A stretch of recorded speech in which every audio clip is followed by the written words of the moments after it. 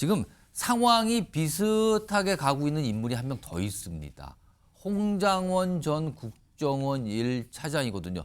이 홍장원 전 차장의 진술도 윤석열 대통령에게 굉장히 불리한 진술을 하고 있거든요. 그러니까 곽종근 전 사령관, 홍장원 전 차장의 진술, 그리고 이거에 대한 윤석열 대통령 측의 반박과 윤석열 대통령의 반박. 이게 좀 반복적으로 지금 벌어지고 있는 상황이거든요. 자, 이런 가운데 특히 홍장원 전 차장에 대해서는 여당 내에서도 여러 가지 시각을 좀 보이고 있어요. 일단 관련된 목소리부터 좀 들어보겠습니다. 탄핵부터 뭐 내란물이니 이런 모든 프로세스가 저 메모가 아마 제 판단에는 12월 6일 국회에서 박선원 의원한테 넘어가면서 시작이 된 거라고 저는 보는데요. 공작금 유용 의혹으로 박선원 의원에게 약점을 잡혀 있었던 것 아닌가요? 잘 얘기해 주셨습니다. 지금 그 한간에 제가 대북 공작금 띄어먹었다고 난리인데 그 새빨간 거짓말입니다. 만약에 제가 그랬다면 검찰총장까지 하신 우리 대통령님께서 저를 국정원에 2년 반씩이나 두셨겠습니까? 자, 이런 상황에서요. 여당 내에서 홍장원 전 차장에 대해서 약간 비판을 하는 입장을 내신 분들이 있어요. 화면 좀 보겠습니다. 이겁니다. 홍준표 대구시장이요. 윤 국정원 1차장의 지시에 따른 홍장원 진술 못 믿는다. 홍가문 중에 그런 사람이 있다니 부끄러워. 아니 같은 성인 걸 생각해도 홍가문 중에 이런 사람이 있다 부끄럽다고까지 얘기를 해요. 홍준표 대구시장. 그리고 성일종 의원은요. 간첩 업무하는 사람에게 계엄체포 지시 내렸겠나? 그러면서 약간 의문 제기라도 신빙성에 문제 있는 거 아닙니까? 약간 이런 취지네요.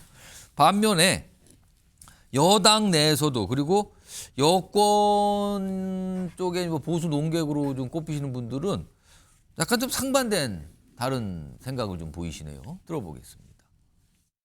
불성실하고 무책임한 발언이고 사실에도 맞지 않는 그러니까 저분이 아직도 망상에 사로잡혀 있다고 생각하는데 명단은 불러주지 않았지만은 두 차례 다 통화했다. 잡아 넣어라. 그다음에 싹 다 이제 잡아들이라 지시를 여인영 받았다. 방첩사령관에게 전화해가지고 그 사실을 확인한 걸 보면은 이 사람이 가장 유력한 증인이라고 생각을 하는데요.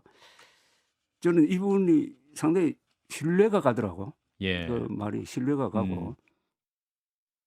을 보면은 저 어떻게 얘기하면 우익 쪽 입장에서 보수의 입장에서 활동을 해왔던 사람이에요. 근데 이 사람이 느닷없이 하루아침에 갑자기 대통령에 대해서 아닙니다 하면서 그렇게 얘기할 이유가 뭐냐예요. 자, 홍장원 전 차장까지 포함을 해서 뭐 요거 소정욱 변호사 그다음에 김상현 변호사 두 분 의견 좀 들어봐야겠는데 우선 소정욱 변호사 어떻게 보세요? 먼저 이제 이분이 뭐 대통령하고 엄청 친한 것처럼 이랬는데 처음이자 마지막 전화고요. 그다음에 왜냐하면 국정원 대기 외국관 줄 알고 착각을 하고 전한 거예요. 뭐 이분이 친하고 신뢰해서 자배라고 한 게 아니고요. 그렇게 본인이 계속 허위 진술하고 있고요. 그다음에 두 번째 보세요. 지금 본인에게 서가지고 왼손으로 왼손잡이지도 모르겠어요. 왼손으로 막 받아 적다가 말이 안 돼서 중단됐댔잖아요. 근데 나중에 그 보좌관 통해서 깨끗하게 정리했댔잖아요. 근데 그 보좌관이 누구죠? 그부터 밝혀봐야 됩니다. 누군지 못 밝히고 있잖아요. 제 말은 말이 안 돼서 왼손으로 받아 적다 중단했는데 갑자기 다시 깨끗하게 정리하고요. 제목을 근거 요청해가 간로 안에 위치 추적이 돼 있어요. 위치 추적하고 근거하고 똑같은 말입니까? 계엄하면 동향 파악을 해야 되죠. 위치 추적을 해야 되잖아요. 중요인물은 무슨 활동하는지. 근데 그게 근거로 둔갑하고요. 나중에 그게 암살로 바뀝니다. 김어준 씨에서 한동훈 처음에는 위치 추적, 그다음에 근거, 그다음에 암살. 이게 다 믿을 수 있나요? 국정원에 이런 조직이 있습니까? 계엄하면 대통령이 방첩사에서 바로 잡아야지. 굳이 국정원에 체포해가 어디 구금합니까? 야당 대표 이재명 대표나 우원식 의장, 한동훈 대표 한 명 한 명이 엄청난 거물이고 수많은 당원이 있고 수십만. 국정원에서 어떻게 잡았습니까? 말도 안 되는 게 오염된 진술이죠. 자, 김상현 평론가는 어떻게 보세요? 특히 홍장원 전 차장의 여러 가지 진술. 너무 이 하나하나 표현이라든가 이런 말꼬리 잡기로 본질을 흔들려는 시도가 너무 많아서 국민들이 저는 굉장히 혼란스러우실 거라고 하는데요. 그 본질을 봐야 되는 거죠. 이제 검거 시도가 있었느냐, 체포조가 운영이 됐느냐. 그러면 그 속에서 이런 표현들 같은 경우는요. 그 맥락 속에서 봐야 돼요. 기억이 뭐 조금 틀리고 표현이 조금 다르다고 해가지고 그걸 트집 잡는 건 전 맞지 않다고 보고 이런 겁니다. 홍장원 차장은 주역이 아니죠. 검거에. 예. 검거의 주역은 방첩사예요.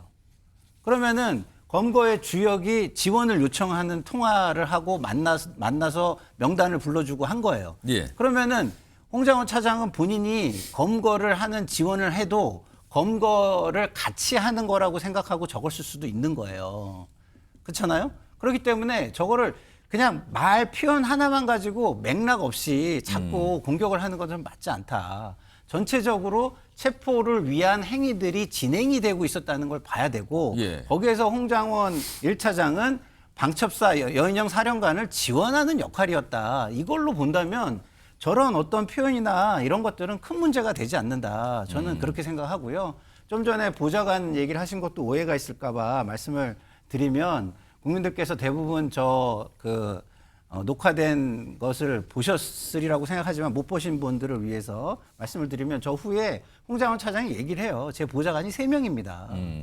근데 그 확인을 하실 수 있는 위치에 있으시니까 이건 가로 열고 가로 닫고입니다. 예. 있으시니까 3명에게 다 확인하셨습니까? 한 그렇죠. 명에게는 확인했으니까. 그렇죠. 그 내용이 공개됐어요. 네, 영상으로 네. 공개돼 있습니다. 그러면은 왜 한 명한테만 확인을 하죠? 3명한테 다 확인했으면 되는 거잖아요. 그래서 홍장원 차장이 얘기를 합니다. 3명 중에 1명만 확인을 하신 거니까 다른 사람 중에 있을 수 있고 예. 그렇기 때문에 이거는 보좌관이 했다는 거입니다. 오히려 예. 이렇게 얘기를 합니다.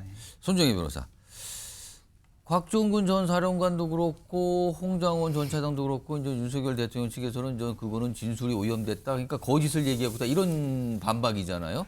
그런데 그 두 인물이 거짓을 얘기할 동기가 있었는가 이런 또 지적도 나옵니다. 이거 어떻게 봐야 됩니까? 그렇습니다. 오늘 대통령도 홍장원, 곽종근 때문에 탄핵 공작이 시작했고 의도가 다분하다. 예. 한마디로 2명이 법정에서 거짓말을 한다라는 주장이 그렇죠. 나왔거든요. 그 취지예요. 저 말은. 진술의 신빙성을 판단하는 중요 기준 중에 허위 진술을 할 동기가 있느냐, 그리고 실질적 이해관계가 있는가. 이에 따라서도 증언의 신빙성 여하를 다르게 볼 여지가 있거든요. 즉 홍장원과 지금 곽종근이 거짓말을 통해서 받을 수 있는 이익이 무엇인가를 살펴봤을 때는 예.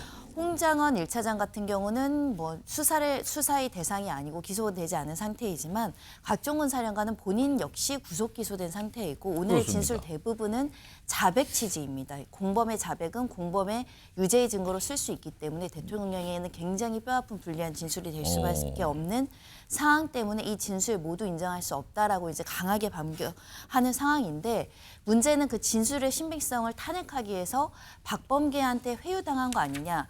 그 민주당 인사들과 만난 거 아니냐 이런 질문들이 있었거든요. 그런데 스스로 판단해서 행동한 것이다라고 또 명확하게 입장을 전달했습니다. 진술의 신빙성을 깨트릴 만한 모종의 의도를 밝히지 못한 재판이 아니었나 생각합니다. 자, 좀 뭐 이렇게 진행되고 있습니다. 헌법 재판도 이렇게 진행 중이고요. 그리고 곧 윤석열 대통령의 형사 재판도 아마 진행이 될 건데 아마 그때도 증인들이 나와서 여러 가지 얘기를 하겠죠.